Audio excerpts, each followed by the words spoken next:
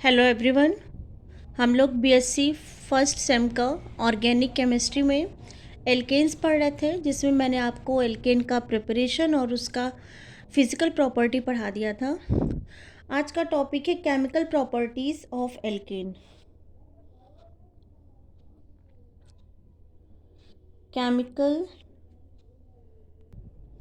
आज का टॉपिक है केमिकल प्रॉपर्टीज़ ऑफ एल्केन। अब एल्केन जो होता है वो केमिकली कैसे कैसे रिएक्शन देता है, उसकी स्टडी को हम बोलते हैं chemical property of alkane. Alkane की क्या केमिकल प्रॉपर्टी होती है, एल्केन किसके किसके साथ रिएक्शन करेगा और क्या क्या प्रोडक्ट बनाएगा। तो सबसे पहला प्रोसीजर हम पढ़ते हैं हैलोजिनेशन। सबसे पहला पॉइंट है हैलोजिनेशन। हैलोजिनेशन हैलोजिनेशन का मतलब होता है हैलोजन का ऐड होना और हाइड्रोजन का रिमूव होना। मतलब कोई भी एल्केन ग्रुप है उसमें से हाइड्रोजन को रिमूव कर दो और हैलोजन को ऐड कर दो। तो हम क्या लिख सकते हैं, डिस्प्लेसमेंट और substitution of hydrogen atom by the halogen is known as halogenation. जैसे आपका कोई भी ग्रुप हो, इसमें से हाइड्रोजन को डिस्प्लेस कर दो और इसकी जगह क्या ले आओ, क्लोरीन एटम रिप्लेस करके क्लोरीन एटम यहाँ पे ले आओ। तो इस प्रोसेस को बोला जाता है हैलोजिनेशन। ये प्रोसेस जो होती है ये सनलाइट के प्रेजेंस में होती है, और जब सनलाइट के प्रेजेंस में होती है तो ये रिएक्शन बहुत ही ज़्यादा फास्ट होती है। जैसे जब मीथेन Cl2 से रिएक्शन करेगा इन the presence of sunlight, sunlight को मैं म्यू से एच म्यू से डिनोट कर रही हूँ। टेम्परेचर हमने क्या रखा, 523 से 673 केल्विन। ये जो मीथेन है इसका एक हाइड्रोजन रिप्लेस हो जाएगा और एक Cl इसके साथ चला जाएगा। तो यहाँ पे CH3Cl, यहाँ का एक हाइड्रोजन, यहाँ का एक Cl, क्या बना लेंगे, HCl। ये है आपका क्लोरोमीथेन। अब ये रिएक्शन स्टॉप नहीं होती, ठीक है। क्लोरोमीथेन से क्या होगा, डाईक्लोरो, मतलब अब यहाँ से एक हाइड्रोजन रिमूव होगा और एक Cl ऐड होगा। तो हम लिखेंगे CH3 plus Cl2। Same condition apply करेंगे तो एक H हाइड्रोजन निकलेगा और एक Cl ऐड हो जाएगा। तो ये बनेगा CH2Cl2 प्लस HCl। इसको फिर से अगेन, ये रिएक्शन तब तक होती है जब तक सारे के सारे हाइड्रोजन यहाँ से रिमूव नहीं हो जाते। तो अब हम लिखेंगे CH2Cl2 प्लस Cl2, कंडीशन यही रहेगी। तो ये बनेगा आपका CHCl3 प्लस HCl। इसको बोलेंगे क्लोरोफॉर्म। अभी एक हाइड्रोजन को और रिप्लेस कराना है तो लिखेंगे क्लोरोफॉर्म की रिएक्शन फिर से हम Cl2 से कराएंगे। कंडीशन हमने सेम अप्लाई की हुई है, तो ये क्या बना लेगा, CCl4, ठीक है। कार्बन टेट्राक्लोरोमीथेन ये बना लेगा, ठीक है। अभी तो हमने क्लोरीनेशन कराई थी, यही सेम रिएक्शन ब्रोमिनेशन अगर हम कराएंगे, क्लोरीन की जगह अगर हम ब्रोमीन से रिएक्शन कराएंगे तो सेम रिएक्शन देगी, लेकिन कंपेरेटिवली ब्रोमीन की जो रिएक्शन होगी क्लोरीन के कंपैरिजन में थोड़ी सी स्लो होगी। अब आता है आयोडीन। अगर हम आयोडीनेशन कराते हैं तो iodination of alkane is not possible as reaction is reversible. अगर हम आयोडीनेशन की बात करें तो ये पॉसिबल नहीं होता है। क्या होता है, क्योंकि इसमें रिवर्सिबल रिएक्शन होती है। जैसे हम I2 की रिएक्शन एल्केन से कराएंगे ये रिवर्सिबल हो जाएगा और RI और HI में तो कन्वर्ट होगा। उसके बाद क्या होगा, ये जो HI होता है, ये HI जब नाइट्रिक एसिड के साथ इसकी रिएक्शन हम करा देते हैं, ठीक है, तो ये किस में कन्वर्ट हो जाता, I2 और 3H2 में, ठीक है।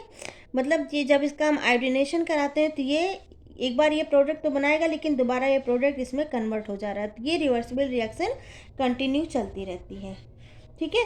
लेकिन अगर यही reaction in the presence of oxidising agent के प्रेजेंस में कराएं, मतलब कोई आयोडिक एसिड के प्रेजेंस में कराएं, तो ये क्या करता है, ये हाइड्रोजन को डिस्ट्रॉय कर देता है और क्या बना लेता है हमारा I2 और वाटर मॉलिक्यूल। मतलब ये रिएक्शन जो होता है वो आयोडीन की प्रेजेंस में फेवरेबल नहीं होता है।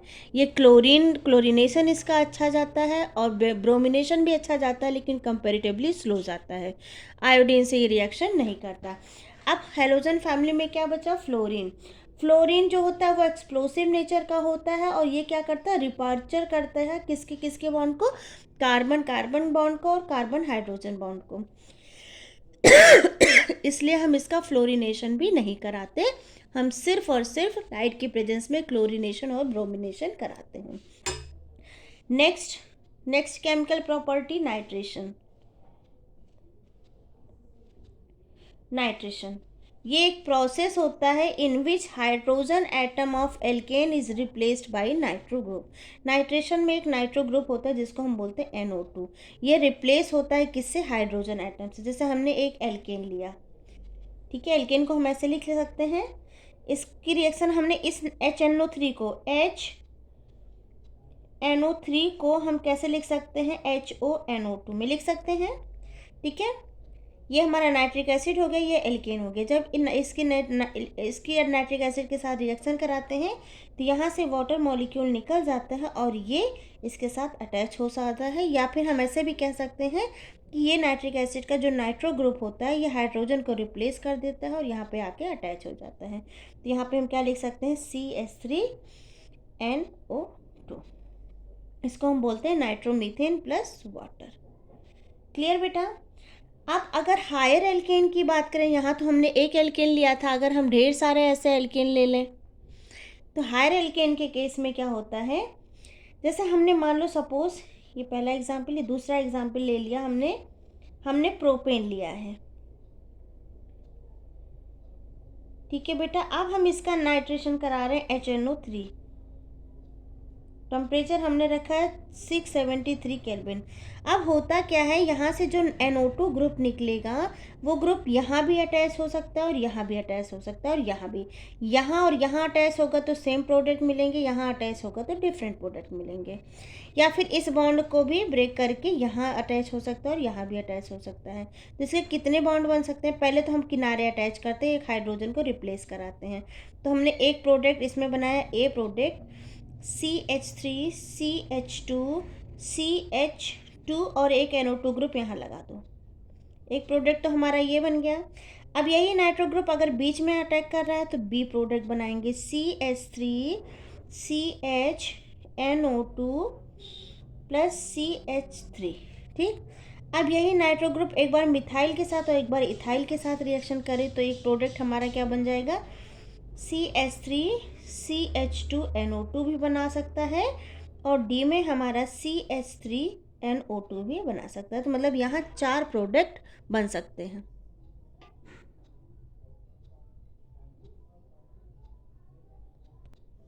अब आता है सल्फोनेशन।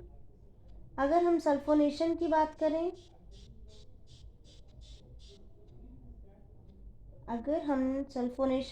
करें, तो ये एक प्रोसेस होता है जिसमें सल्फोनिक एसिड एल्केन के साथ आके अटैच हो जाता है। जैसा ये होता किस में है? हायर एल्केन में। मान लो हमने एक एल्केन लिया C6H14 को हम ऐसे लिख सकते हैं और इसकी रिएक्शन हमने किससे करा दी? सल्फ्यूरिक एसिड से। सल्फ्यूरिक एसिड को हम ऐसे लिख सकते हैं SO3 और H, ठीक है। H2SO4 का फॉर्मूला होता है, इसको हमने ऐसे लिख दिया। यहाँ से भी वही सेम चीज़ करेंगे। ये क्या बन जाएगा आपका? हीट करेंगे जब हम, ये बनेगा C6H13SO3H। इसको बोलेंगे हेक्सेन सल्फोनिक एसिड और वाटर मॉलिक्यूल बाहर निकल जाएगा, ठीक है। अब ये जो हाइड्रोजन का रिप्लेसमेंट होता है, ये सबसे अच्छा रिप्लेसमेंट किस में होता है? टर्शरी में, उससे कम सेकेंडरी कार्बन में और उससे कम टर्शरी हाइड्रोजन में, उससे कम सेकेंडरी हाइड्रोजन में और सबसे कम प्राइमरी हाइड्रोजन का, ठीक है। टर्शरी अगर हाइड्रोजन होगा तो बहुत ही जल्दी वो क्या हो जाएगा? रिप्लेस हो सकता है। तो हम क्या लिख सकते हैं? The case of replacement of hydrogen atom,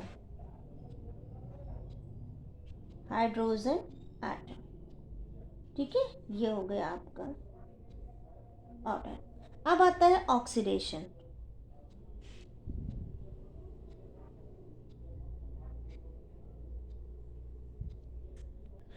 अब हम चौथी प्रॉपर्टी बात करते हैं, ऑक्सीडेशन। ऑक्सीडेशन, ठीक है। ऑक्सीडेशन में सबसे पहले हम कंबशन की बात करते हैं। कंबशन का मतलब होता है जलना, कंबशन। क्लियर बेटा? एल्केन बर्न बहुत जल्दी बर्न होता है एक्सेस ऑफ एयर या फिर ऑक्सीजन की प्रेजेंस में, और क्या बना लेता है, कार्बन डाइऑक्साइड और वाटर। क्लियर? जैसे मीथेन है, मीथेन को जब हम एक्सेस ऑफ एयर की प्रेजेंस में बर्न करते हैं तो ये किस में कन्वर्ट हो जाता है, CO2 में कन्वर्ट हो जाता है और वाटर में कन्वर्ट हो जाता है। ठीक है। ऐसे ही ये तो ऑक्सीडेशन में पहली प्रॉपर्टी हमने कंबशन पढ़ी। दूसरी प्रॉपर्टी हम पढ़ेंगे कैटालिटिक ऑक्सीडेशन। किसी कैटालिस्ट की प्रेजेंस में अगर ऑक्सीडेशन हो रहा है तो उसको बोलेंगे कैटालिटिक ऑक्सीडेशन। यहाँ भी ऑक्सीडेशन हुआ है, ठीक है, लेकिन कंबशन के थ्रू हुआ है, इसको बोलेंगे हम कैटालिटिक ऑक्सीडेशन। इसमें क्या होता है, जब एल्केन को हम लिमिटेड एयर या ऑक्सीजन सप्लाई करते हैं और प्रेशर को हाई रखते हैं, किसकी प्रेजेंस में, कैटालिस्ट की प्रेजेंस में, तो हमें क्या मिलता है, अल्कोहल या फिर एल्डिहाइड मिलता है। जैसा हमने मीथेन को लिया, अब मीथेन को हमने लिमिटेड एयर प्रोवाइड की और इसका टेम्परेचर हमने हाई रखा, प्रेशर भी हमने 100 एटमॉस्फेयर के करीब रख दिया, और किस कैटालिस्ट की प्रेजेंस में किया, कॉपर कैटालिस्ट की प्रेजेंस में कॉपर ट्यूब लिया था हमने, प्रेजेंस में कराया, तो ये अल्कोहल में चेंज हो गया, मिथाइल अल्कोहल में कन्वर्ट हो गया। ठीक है। तो देखो ऊपर कंबशन में एक्सेस ऑफ एयर की प्रेजेंस में जब हम इसका ऑक्सीडेशन कराएंगे तो CO2 और वाटर में कन्वर्ट होता है, जबकि कैटालिटिक ऑक्सीडेशन अगर हम इसका कराते हैं, मतलब लिमिटेड एयर या ऑक्सीजन प्रोवाइड कराएं और प्रेशर हाई रखें और कैटालिस्ट की प्रेजेंस में रिएक्शन कराएं, तो यही एल्केन जो होता है, यही मीथेन हमें क्या देता है, अल्कोहल देता है। ठीक है।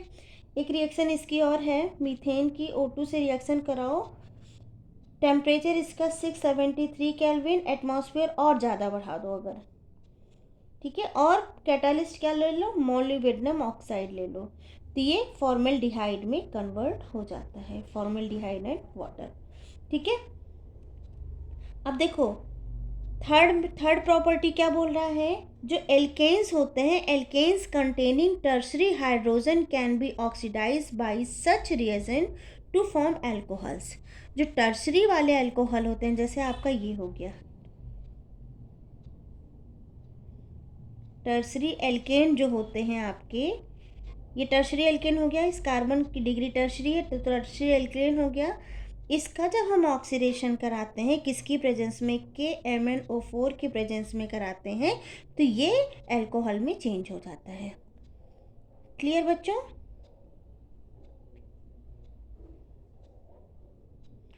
OH, इसको बोलेंगे tertiary butyl alcohol. Fifth chemical property है इसकी एरोमेटाइजेशन। ठीक है। इसमें क्या होता है कि जो एल्केन होते हैं जिनके पास 6 या उससे ज़्यादा कार्बन एटम होते हैं, जब उनको हीट किया जाता है और हाई टेम्परेचर और हाई प्रेशर दिया जाता है और कैटालिसिस की प्रेजेंस में ये क्या हो जाते हैं, एरोमेटिक हाइड्रोकार्बन में कन्वर्ट हो जाते हैं। मतलब जैसे हायर एल्केन है, जैसे हमने एक लिया हेक्सेन ले लिया, ठीक है, ये एल्केन कुछ इस तरह से हमने ले लिया, इसको आप चेन भी बना सकते हो, कोई फ़र्क नहीं पड़ेगा। ठीक है बेटा, ये बस जस्ट रिएक्शन आपकी इजी हो जाए इसलिए मैंने इसको इस फॉर्म में बना दिया है। ये हमने हेक्सेन ले लिया, ये आपका क्या है, एन हेक्सेन। ठीक है बेटा, जब इसको हम साइक्लाइजेशन कराते हैं किसकी प्रेजेंस में, कैटालिस्ट की प्रेजेंस में, जिसमें हम टेम्परेचर और प्रेशर दोनों को हाई करते हैं, साइक्लाइजेशन कराएंगे इसका, तो यहाँ से एक H और यहाँ से एक H रिमूव हो जाएगा और ये आपस में बॉन्ड बना लेते हैं, ठीक है, तो ये स्ट्रक्चर कुछ इस तरह से बन जाएगा। इसको बोलेंगे साइक्लोहेक्सेन। ठीक है, अब इस साइक्लोहेक्सेन का डिहाइड्रेशन करा दो, मतलब हर एक कार्बन के पास से एक एक हाइड्रोजन को रिमूव करा दोगे तो ये किस में कन्वर्ट हो जाता है, बेंजीन रिंग में कन्वर्ट हो जाता है। इसका क्या करा दो, डिहाइड्रेशन करा दो। ठीक है, सिमिलरली अगर एन हेप्टेन का कराना हो, ये तो 6 कार्बन का था, ऐसे ही हम 7 कार्बन ले लें मान लो, तो उसका स्ट्रक्चर हम कुछ इस तरह ड्रॉ कर लें जिससे हमें ये सर्कल बनाने में इजी रहे। ठीक है,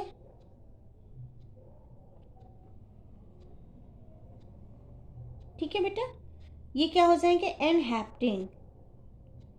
एन हेप्टेन, इसका भी हम क्या करा दें, पहले साइक्लाइजेशन करा दें, साइक्लाइजेशन करा दें, और दूसरे में हम इसका क्या करा दें, डिहाइड्रेशन करा दें, डिहाइड्रेशन, डिहाइड्रोजिनेशन। ठीक है बेटा, उस केस में क्या होगा, पहले तो ये रिंग बनेगी, एक मिथाइल ग्रुप एक्स्ट्रा बच रहा, वो रिंग के ऊपर लग जाएगा, तो हमें ये क्या मिल जाएगा, टॉलीन। सबने पढ़ा होगा टॉलीन, 4H2O। ठीक है, तो ये रहा हमारा chemical property of alkene. I hope आपको ये लेक्चर समझ में आया होगा। Thank you.